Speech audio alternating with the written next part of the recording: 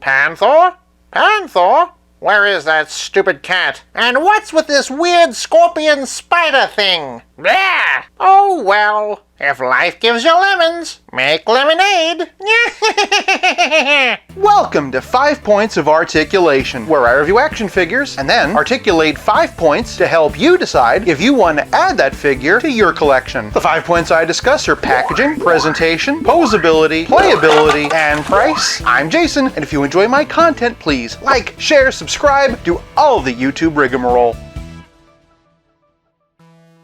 Named after the planet LV-426 from the original film, April 26th is Alien Day. To celebrate, we're taking a look at the Kenner tribute Panther Alien by NECA. Starting off the packaging, and we have a wonderful window box. For the sake of comparison, here it is with an original Kenner figure, and here it is with the clamshell style packaging they were doing before. Honestly, there's no contest, and I kinda wish that they'd reissue all the previous ones in this package. On the side, we have some Kenner style key art, NECA logo in a Kenner font, and other figures on the back. That's one thing that I do think the clamshell recreated better. Heck, even the Rhino Alien got it right. And on the subject of the Rhino, just look at how much bigger that box is. Keep that in mind, by the way, when we talk about price. But hey, this isn't a Hasbro figure. We can actually look inside. And over here, we got a wonderful product shot. And this part's pretty cool too. For packaging, I'm giving the Panther Alien 1 whole point. Moving on to presentation, and the Panther Alien stands at about 9 inches. Even at a quick glance, it is instantly apparent what a magnificent job NECA has done. When I was playing with this as a kid, this is what I was seeing in my imagination. I originally thought that this was just a repaint of the dog alien with a new head and a new tail, but that's actually not the case. The head is new, of course. Just like the original, it has that unique transparent dome. I love the ridges underneath. Additionally, the neck piece appears to be new as well. Not only that, but so is the upper torso. As we can see, they added the ribbing to the shoulders. This is also in tribute to the original. And while I'm not 100% sure about the forearms, the upper arms are definitely new as well. Again, the pointed shoulders evokes the original. Likewise, the thigh is also new. And again, the hip bones are similar. Lastly, he has an all-new tail. I particularly love this fan at the tip. Again, in tribute to the original. One of my favorite things about this figure is the color scheme. Not just that it matches the original, but that the lighter colors give us the opportunity to appreciate details that we normally don't get to see. The unfortunate downside of that is that the joints are unfortunately very obvious, especially where there's paint rub. Is that enough to ruin this figure? Not at all. As far as I'm concerned, this thing is a masterpiece. For presentation, I'm giving the Panther Alien 1 whole point. Moving on to posability, and the Panther Alien has a disc hinge at the base of the skull and at the base of the neck. Using both, it can look up this much, and it can look down this much. It can also look a little bit side to side. Zooming on in, and the jaw is hinged. As we can see, the double jaw pulls out, swivel hinge shoulder that raises about 45 degrees, and a double jointed elbow achieved by 2 separate swivel hinges. The top piece flexes and swivels, and the forearm flexes and twists. Mine, unfortunately, are a bit stiff. Moving all the way down the arm, and it has a swivel hinge wrist, hinges up this much, and down this much. It also has a hinge in the fingers, up this much, and down this much. Shifting to the torso, and it has a wonderful diaphragm joint hidden by the rib cage, arch back this far, hunch over this far, really great tilt, twist, and shout. Below the waist, an alien has ball-jointed hips. They can completely rotate, but only spread that far. The Panther Alien has double-jointed knees similar to the elbow. They can kick back this far, and the top segment can swivel. This segment also has a swivel hinge. It can flex this far, and swivel. Moving all the way down, the Panther Alien's feet can hinge and pivot. Lastly, the tail can swivel and bend. We've come a pretty long way from the 5 points of articulation in the original. By my count, this one has 33. 34 if you count the bendy tail. The left upper elbow on mine is pretty loose, which does make running poses a bit difficult. But just because mine's loose doesn't mean that yours will be. For posability, I'm giving the Panther Alien 1 whole point. Moving on to playability, and the Panther Alien comes with this flying parasite. Surprisingly, it's slightly smaller than the one that came with the Kenner figure. The Kenner one was originally a projectile that clicked into place and launched.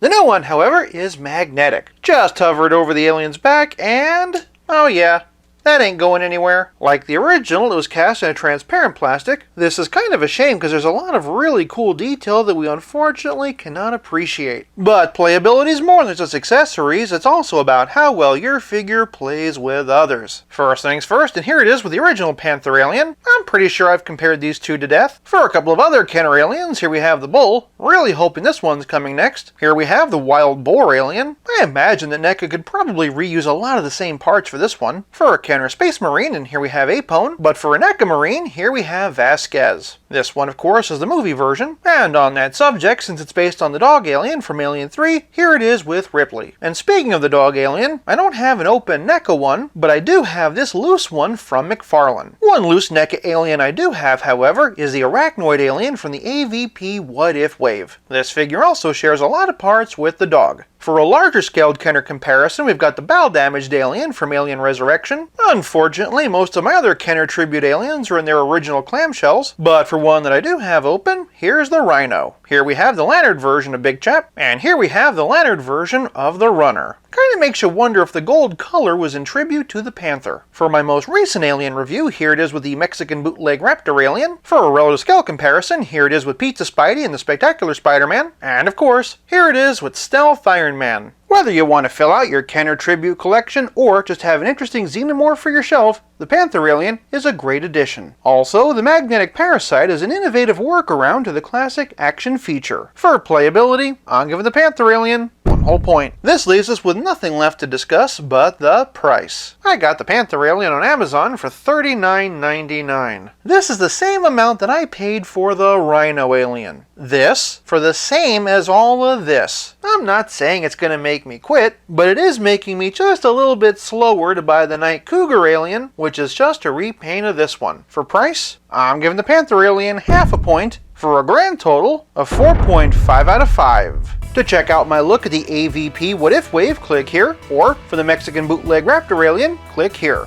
Happy Alien Day! I'll be back again real soon, but until then, play nice and have fun.